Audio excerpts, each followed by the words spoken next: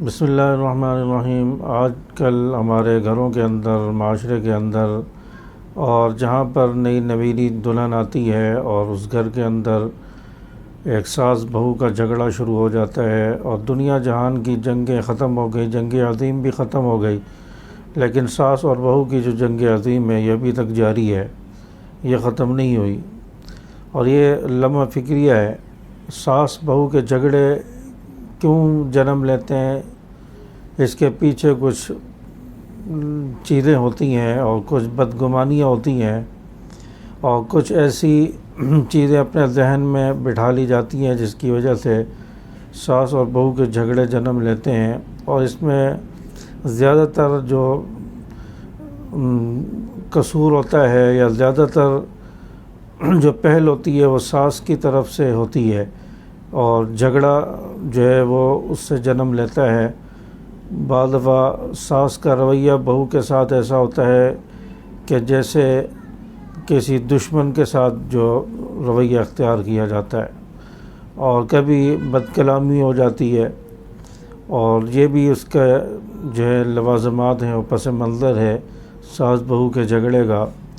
اور بعض مرتبہ یہ ہوتا ہے کہ ساس جو ہے یعنی اپنے بیٹے کے لیے ماں رشتہ تلاش کرتی ہے،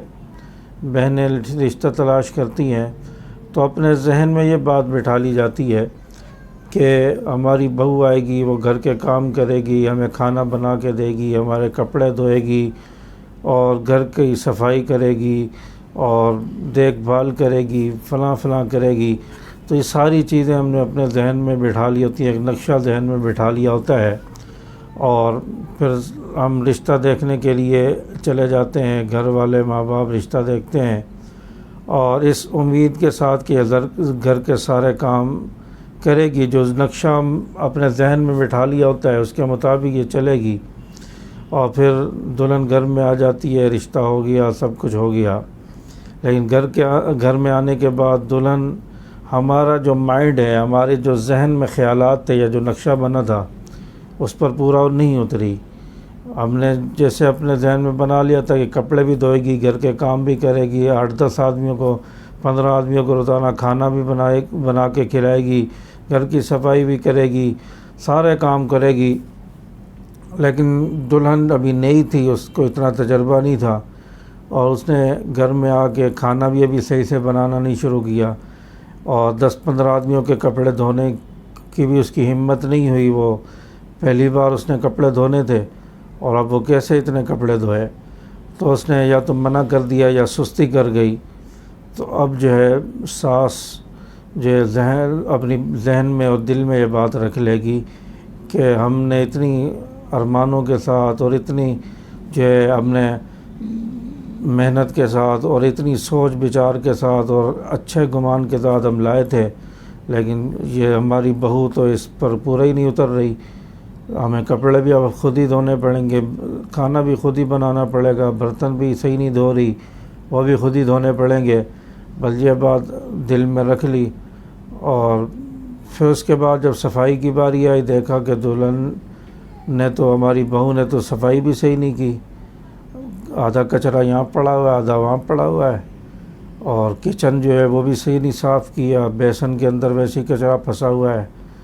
اور جگہ جگہ سالن گرا ہوا ہے، وہ صفائی نہیں کی۔ تو اب اس کو سمجھانے کی بجائے یا اس کو پیار سے بتانے کی بجائے اب جو ہے ساس اس کو جھڑکے گی کہ یہ کیسی صفائی کی ہے، یہ کیسا گند کر دیا ہے، آج تک ہمارے گھر میں ایسا نہیں ہوا، تم آئی ہو تو گھر گندا رہنے لگا ہے۔ تو یہ چیز اور اس بات کو بھی جو ہے اپنے ذہن میں جو ہے ساس بٹھا لے گی، اور جو ہے بدگمانی پیدا کر لے گی کہ ہماری بہو ہے ہی نکمی، اس کو نہ صفائی کرنا آتی ہے نہ کچھ آتا ہے، اور یہ چیز جو ہے ذہن میں بٹھا لی جاتی ہے۔ پھر اس کے بعد جو ہے گھر اور کام جو ہے گھر کے ہیں، یا گھر میں جو ہے بات چیت ہے، یا گھر کے ماحول ہے، اس کا بھی نئی نویلی دلہن کو بھی معلوم نہیں ہے کہ اس گھر کا کیا ماحول ہوگا، کیا مزاج ہے۔ تو لیکن ہم سمجھتے ہیں کہ یہ بھی ہمارے مزاج کے مطابق ہوگی، جیسے ہم کہیں گے ویسے ہی کرے گی، ہم جس طرح آرام کرتے ہیں یا گھر میں سوتے ہیں تو یہ بھی ویسے ہی سو جائے گی، آرام کرے گی، لیکن اگر وہ وقت سے پہلے سو گئی تو یہ کام چور ہے، کام سے چوری کر کے یہ سوئی ہوئی ہے،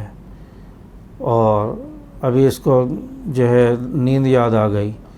طرح طرح کی باتیں بناتے ہیں اور یہ باتیں دل میں رکھ لی جاتی ہیں، اور وقت کے ساتھ ساتھ پھر تلخی آتی جاتی ہے، مزاج میں تلخی آتی جاتی ہے، روک ٹوک جو ہے ساس کی طرف سے بڑھتی چلی جاتی ہے، اور پھر تکرار تک نوبت آ جاتی ہے، تکرار ہوتے ہوتے بڑھتی چلی جاتی ہے۔ پھر جو نندیں ہوتی ہیں وہ کہتی ہیں کہ وہ اپنے بھائی کو، ساس اپنے بیٹے کو کہتی ہے کہ تیری بیگم کیسی بیگم ہے، اس نے تو گھر کا کبھی کام صحیح نہیں کیا، اس نے تو کبھی کھانا صحیح نہیں پکایا، اس نے تو کپڑے آج تک نہیں دھوئے، اس نے تو صاف منع کر دیا کہ میں کپڑے نہیں دھو سکتی، اور اس نے صفائی نہیں کی، یہ تو ہر وقت سوئی رہتی ہے، یہ ہو جاتا ہے وہ ہو جاتا ہے۔ تو یہ چیزیں ہوتی ہیں جس سے پھر آپس میں لڑائی جھگڑے بڑھنا شروع ہو جاتے ہیں۔ اور پھر عام طور پر جو گھر کی سردار ہوتی ہے وہ شوہر کی ماں ہوتی ہے، ساس ہوتی ہے، وہ گھر میں رہی ہے اور گھر میں اس کی چلتی تھی، ہر کوئی اس سے مشورہ کر کے گھر کے کام کاج کرتا تھا، اس کی چلتی تھی، اس کی مانی جاتی تھی۔ لیکن جب بہو آئی ہے تو اب بچہ جو ہے، بیٹا جو ہے، وہ بہو کی طرف، اپنی بیوی کی طرف بھی مائل ہوگا، اس کی محبت اس کے دل میں، بیوی کی بات بھی اس کو ماننی پڑے گی، اس کی بات بھی رکھنی پڑتی ہے۔ اب ساس کہتی ہے، اپنے جو ہے دماغ میں بدگمانی بٹھا لیتی ہے، دیکھا اب بیٹے کی شادی میں نے کر دی ہے، اب وہ بیوی کا ہو کر رہ گیا ہے، اب میری بات تو وہ سنتا نہیں ہے، میرے پاس تو بیٹھتا نہیں ہے، اب بیوی کی محبت اس کے دل میں آ گئی ہے، مجھ سے تو کبھی مشورہ نہیں کیا، یہ نہیں کیا، تو اب یہ بدگمانی پیدا ہو گئی۔ اور پھر اس کے بعد ساس جو ہے وہ یہ سمجھ لیتی ہے کہ اب میرے گھر کی جو ہے وہ یہ جو نئی نویلی دلہن آئی ہے یہ مالک بن گئی ہے، اب ہمارے گھر کی چیزیں یہ اپنے میکے میں بھی دے گی، وہاں بھی لے کے جائے گی، تو یہ چیز ایک ذہن میں آ جاتی ہے۔ تو اس طرح کی باتیں جو ذہن میں آتی ہیں، اور بدگمانیاں، چھوٹی چھوٹی بات کچھ اور ہوتی ہے لیکن بدگمانی پیدا کر لی کہ اب یوں ہو جائے گا، ساس بہو ہماری یوں ہے،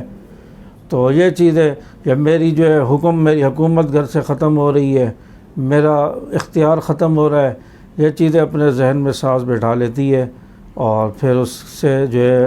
بدگمانیاں جنم لے کر پھر لڑائی جھگڑے شروع ہو جاتے ہیں، پھر آپس میں ساس اور بہو کی نہیں بنتی، چھوٹی چھوٹی چپکش ہوتے پھر وہ بڑے جھگڑوں تک پہنچ جاتی ہے، پھر جھگڑے خاندانوں میں، پھر آپس میں ساس بہو کے گھر میں، اور پھر ایک دوسرے کے گھر میں جھگڑے چلے جاتے ہیں، بیوی کے گھر میں پہنچ جاتے ہیں، بیوی کے گھر سے شوہر کے گھر میں، پھر اولاد آگے ہوگی، پھر اس میں پہنچ جاتے ہیں، پھر شوہر کے گھر والے ناراض ہوں گے، اس کے رشتہ دار باتیں بنائیں گے، پھر بیوی کے گھر والے باتیں بنائیں گے، اس کے بھائی، اس کے رشتہ دار، اس کے ماں باپ باتیں بنائیں گے، جھگڑے بڑھتے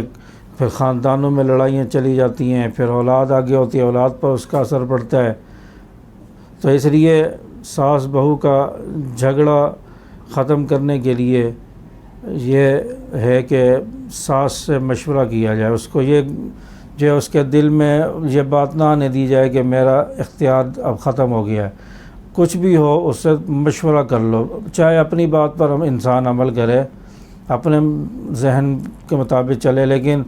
ساس سے جو ہے بہو مشورہ کر لے، بیٹا اپنی ماں سے مشورہ کر لے کہ اماں جی میں نے یہ کام کرنا ہے، بہو بھی اپنی جو ساس کو اماں جی کہہ کر بلائے، اپنی ماں سمجھے، اور ساس بھی بہو کو اپنی بیٹی سمجھے، اور کہے کہ میری بیٹی سے اگر یہ کام ہو جاتا ہے، غلط ہو جاتا تو میں اس کو کیا مارتی، میں اس سے لڑتی، میں تو اس کو سمجھاتی۔ تو اس طرح پیار سے بیٹی سمجھ کے اس کو سمجھائے کہ بیٹا یہ کام یوں ہوتا ہے، یوں نہیں ہوتا، صفائی یوں ہوتی ہے، یوں نہیں ہوتی، کھانا اس طرح بنایا کرو، اس ترتیب سے بنایا کرو، یہ چیزیں اس طرح ڈالنی ہیں۔ تو پیار سے سمجھائے، جیسے بچی کو سمجھایا جاتا ہے، ایک نہ ایک دن آئے گا کہ بہو آپ کی طرح کھانا پکائے گی، ساس کی طرح کھانا بنانا شروع کر دے گی،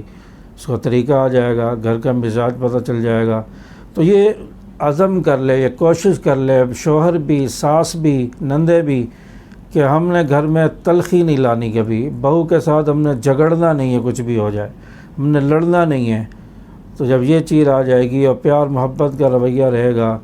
اور بہو بھی اپنی ساس کو ماں سمجھے، ساس جو ہے اپنی بہو کو بیٹی سمجھے، تو اس طرح سمجھائے، درگزر کا معاملہ کرے، تو یہ چیزیں جب ہوں گی تو انشاءاللہ انسان جو ہے گھر میں خوشحالی پیدا ہوگی اور امن و سکون کے ساتھ زندگی گزارے گا. تو اس طرح ساس بہو کے جھگڑے ختم ہوں گے. اس پر انسان عمل کرے. اللہ تبارک و تعالی ہمارے گھروں کو نیک بنائے، پرسکون بنائے، اور ساس بہو کے جھگڑے کو محبت میں تبدیل فرمائے. السلام علیکم ورحمۃ اللہ وبرکاتہ.